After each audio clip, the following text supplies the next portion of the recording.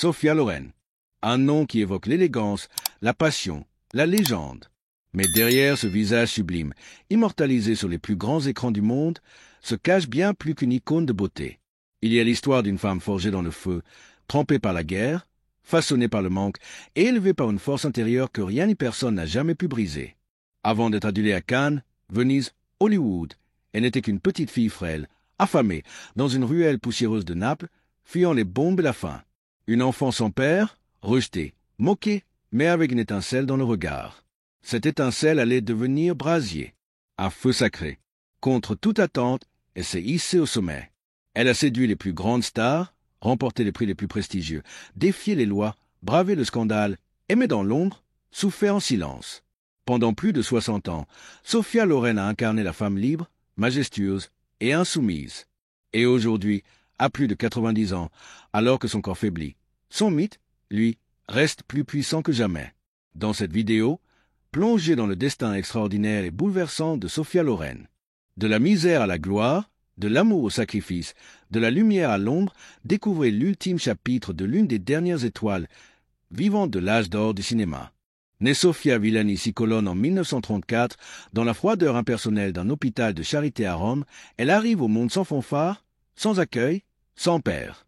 Elle est une enfant illégitime, rejetée avant même d'avoir poussé son premier cri.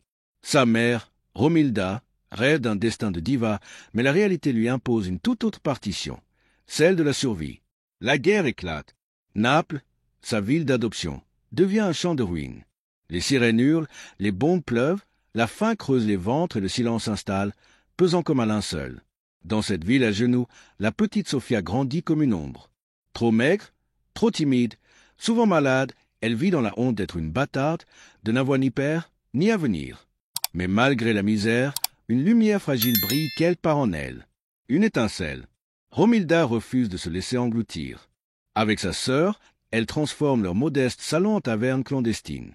Le piano résonne, les chants napolitains couvrent les échos de la guerre, et les soldats américains, en mal de chaleur humaine, viennent y chercher un peu de répit.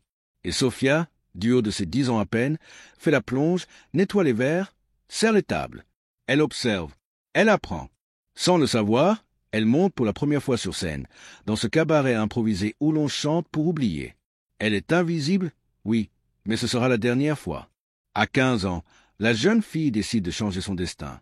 Elle s'inscrit à un concours de beauté à Rome, sous un pseudonyme plein de promesses, Sophia Lazaro comme Lazare, celui qui revient à la vie. Elle ne gagne pas, mais les regards se figent, les photographes s'approchent. Ce n'est pas une victoire, c'est une révélation. Très vite, elle enchaîne les petits rôles de figuration. Mais c'est sa rencontre avec Carlo Ponti, un producteur influent de 22 ans son aîné, qui va tout bouleverser. Il voit en elle ce que personne n'avait encore osé regarder, un diamant brut, un volcan d'émotions, une déesse en devenir. Il lui donne un nom, Sophia Loren, un nom taillé pour la légende. En 1954, elle crève l'écran dans l'or de Naples. Sa sensualité naturelle, sa gouaille, son intensité renverse les critiques. Elle n'est plus une promesse. Elle est déjà un mythe. 2 ans plus tard, elle débarque à Hollywood et le monde s'incline. Cary Grant succombe. Frank Sinatra la veut dans ses bras. Marlon Brando la dévore des yeux. Tous tombent amoureux, mais aucun ne la possède vraiment. Et puis, vient 1961. Le tournant. Dans La Ciociara, elle incarne une mère brisée, victime de la guerre, sans phare, sans artifice, le cœur à nu. Une interprétation déchirante. Une claque. Le jury des Oscars ne peut que s'incliner. Sophia Loren devient la première actrice de l'histoire à remporter un Oscar pour un rôle en langue étrangère. La petite fille qui lavait les assiettes sous les bombes tient, à présent, une statuette dorée dans ses mains tremblantes. Le monde la regarde. L'apothéose est atteinte. Mais son histoire, elle, ne fait que commencer. Mais derrière les robots de couture, les flashs, les tapis rouges et les récompenses, se cache un cœur qui bat à contre-courant. Une femme amoureuse, passionnément, douloureusement. Sophia Loren tombe éperdument sous le charme de Carlo Ponti, le producteur qui a cru en elle avant tout le monde. Il a 22 ans de plus qu'elle. Il est marié. Le divorce est interdit en Italie. Et pourtant, ils s'aiment. D'un amour fou, ravageur, incandescent. Ils décident de s'unir malgré tout, par procuration, au Mexique, loin du regard des juges, loin du Vatican. Mais l'Italie les rattrape. Le mariage est annulé.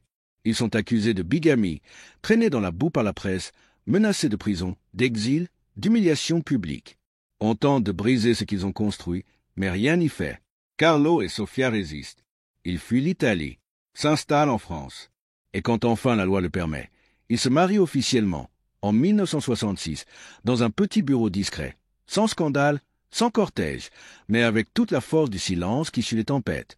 Pendant plus de 50 ans, ils forment un couple soudé, discret, indestructible. 2 fils naissent, une famille se construit. Sofia refuse les avances des plus grands, les tentations du glamour. Elle choisit la fidélité, l'ancrage, le respect. Quand Carlo meurt, en 2007, c'est une moitié d'elle-même qui s'en va. Elle dira plus tard, « J'ai toujours voulu un homme qui me regarde comme si j'étais la chose la plus précieuse au monde. Carlo m'a regardé comme ça pendant 50 ans. » Des années 60 aux années 80, Sophia Loren devient une icône planétaire. Elle tourne avec les plus grandes légendes du cinéma, Gregory Peck, Charlton Heston, Peter Sellers, Anthony Quinn, Paul Newman, Richard Burton. Et surtout Marcello Mastroianni, son double artistique, son alter ego à l'écran, avec qui elle partagera plus d'une douzaine de films et une complicité qui frôle parfois l'ambiguïté. Elle incarne toutes les femmes, la séductrice flamboyante, la mère meurtrie, la femme brisée, la battante, la fragile, la redoutable. Son jeu mêle une sensualité assumée et une émotion brute. Elle explose les carcans d'Hollywood, défie les archétypes féminins. Elle est libre, libre de choisir ses rôles, ses partenaires, sa trajectoire, libre d'être femme dans un monde d'hommes.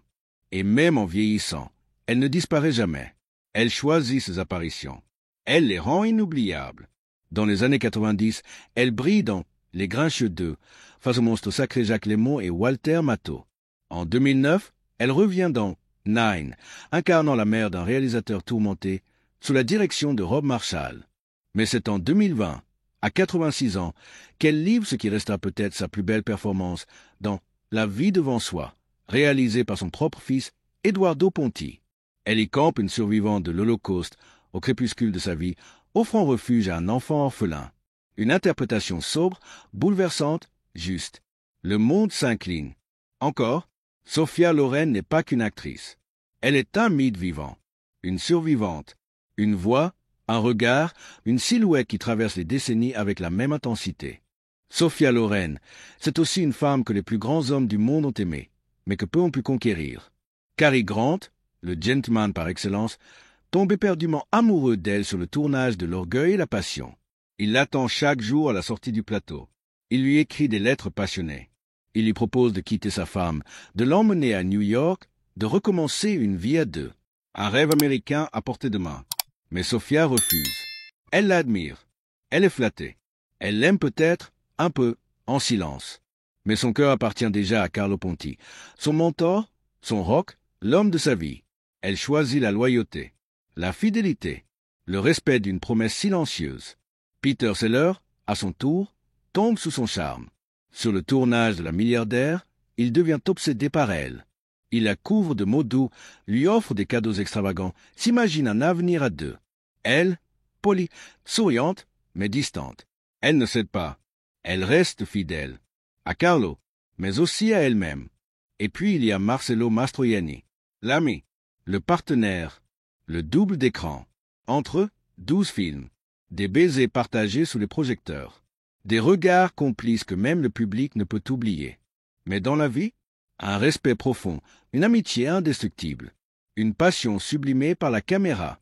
Sophia dira plus tard, « Ce que j'avais avec Marcello n'avait pas besoin de chambre.